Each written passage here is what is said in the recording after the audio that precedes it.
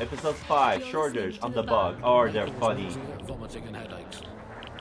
Hello, Britain. This is the Bug, the show that holds up a mirror to the world and smashes itself in the head with it in despair. Andy, joining me, as always, Alice. And I deny everything. that's just a good state of existence. Some good news at last. There are no medicine shortages, according to the government. None at all. No way. Allegations about that. It turns out they are all fake news. Trademark. There are none. There are no shortages of medicine. Don't take it from me. I'm not a medical supply expert. Take it from our beloved government. It's fine. In fact, I'm going to read between the lines here and actually say there's probably there's too much medicine, if anything. Just wow. Medicine. You can't move for medicine. In fact, just this morning, I tried to pour some cornflakes into a bowl for breakfast and out-tumbled a 12-month course of immunosuppressants, corticosteroids, and anti-retrofungal neurodilatory estrogen spermatotropic. Corticosteroids in your People claiming there are cornflakes. medical shortages are probably high on lots of medicine that they've been given. I, for one, believe that there are no medical shortages, Andy. Just last week, I went in with a broken arm and they suggested it might just be extreme period pain and prescribed me a drink of water and an astrology chart. We can't be too far away from them just prescribing stiff upper lip like they did in the past. My uncle had a leg removed due to diabetes. They halved his insulin because they said there was less of him to be diabetic.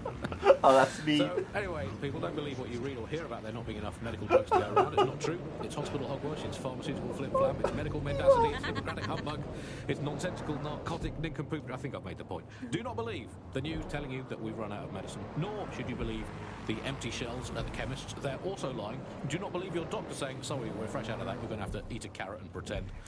And do not believe your own cobweb-ridden medicine cabinet at home. It might look empty, but it's not, for it contains the only medicine any of us truly need. Starring music, please, producer Chris. Freedom. The medicine of British freedom. Freedom! The analgesic knowledge that however ill you may be, Bloom are keeping an eye on things for you. I'm investing heavily in the placebo effect right now. You're listening to The Bug. So, you see there's I don't entirely mean that, person because what is the first rule of the third millennium?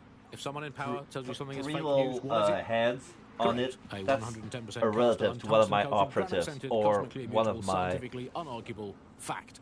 But potential surely, candidates Alice, more for an important operative. question for all these medicine freaks whinging on about feeling a bit poorly or having a fatal but curable illness and slowly dying unnecessarily is this. Do we actually need medicine?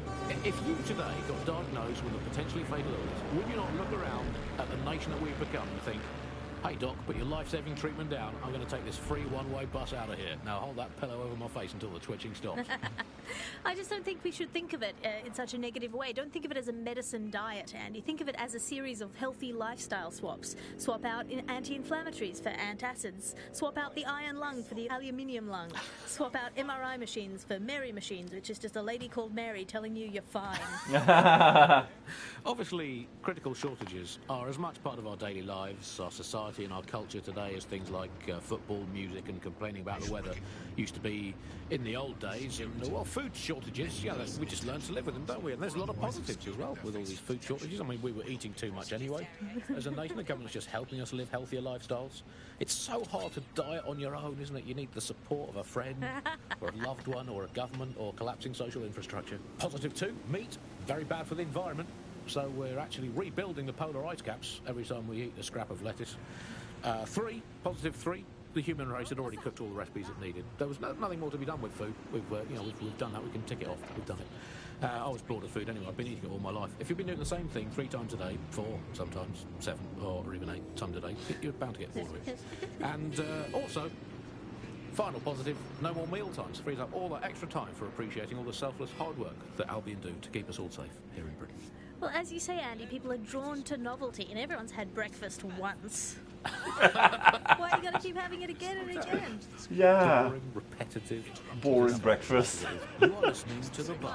Fucking another story useless. that has come to the fore recently is that all European imports have been banned for public health reasons. What? Which is great news. I mean, at least we can get ill eating good, home-produced, locally sourced, British, industrially unsafe food. That's something we A can all chef look into. with Public an health LTL reasons Goblin is, shock rifle. Curious words.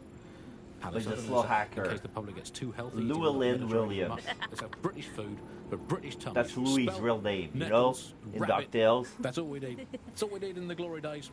Everyone round to Nigel's Like for dinner. Hubert. Who needs Italian DeWalt olives when you can eat and pickled rubber Llewellyn. bands in a soup of regret? Who needs a nice cheese when you can eat a lukewarm, unspecified rat meat pie with 0 spices? Sand, nettles, and bits of dead fox. That's all we needed to eat in the glory days. Let's make Britain great again. That's all from the Bug today. Good night, sleep tight, and make sure the bed bugs do bite. Make sure the bed bugs do bite. Paul McCraffy, news drone and improved stout.